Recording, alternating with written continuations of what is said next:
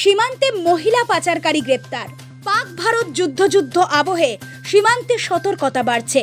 ভারত বাংলাদেশ সীমান্ত এর ব্যতিক্রম নয়, ফলে নজরদারি আরও করা হয়েছে। এবার উত্তর 24 পরগনার ভারত বাংলাদেশ সীমান্তে এক মহিলা পাচারকারী ধরা পড়ল। উত্তর 24 পরগনার বসিরহাট মহকুমার স্বরূপনগর থানার হাকিমপুর পোস্টের ঘটনা। জানা গিয়েছে, হাকিমপুর মাঝেরপাড়া বছর 35-এর মহিলা নার্গিস খাতুন বিবি তার স্কুটিতে করে 2টি ব্যাচের ব্যাগ পিন নিয়ে বাংলাদেশে পাচার করার চেষ্টা করে।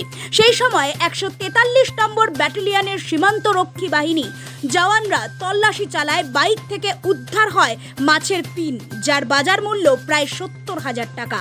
অন্যদিকে হাকিমপুর সীমান্ত থেকেই সুমন সর্দার নামে এক পাচারকারী ধরা পড়ে। মোটর বাইকে করে সে প্রচুর পরিমাণে রূপোর গহনা বল নিয়ে বাংলাদেশে পাচার করছিল। হাকিমপুর চেকপোস্টে বিএসএফ এর সন্দেহ হয়, তার বাইক থেকে উদ্ধার হয় প্রায় 10 কেজির ওপর গহনা, যার বাজার মূল্য 7,31,000 টাকা। উদ্ধার হয়েছে 4টি এটিএম কার্ড। অভিযুক্তের বাড়ি বাদুড়িয়ার থানার রামচন্দ্রপুর গ্রাম পঞ্চায়েতের বুরুজ গ্রামে। সীমান্তে 2টি পাচারের ঘটনায় উদ্ধার রূপোর অলংকার ও মাছের পিন, যার বাজার মূল্য মোট 8 লক্ষ টাকা, এবং স্কুটি বাইক তেতুলিয়া শুল্ক দফতরের হাতে তুলে দেওয়া হয়েছে। আন্তর্জাতিক পাচার চক্রের সঙ্গে চক্রের কোনো যোগসূত্র আছে কিনা সেটাও খতিয়ে দেখছে বিএসএফ। ধৃতদের বৃহস্পতিবার বসিরহাট মহকুমা আদালতে তোলা হয়।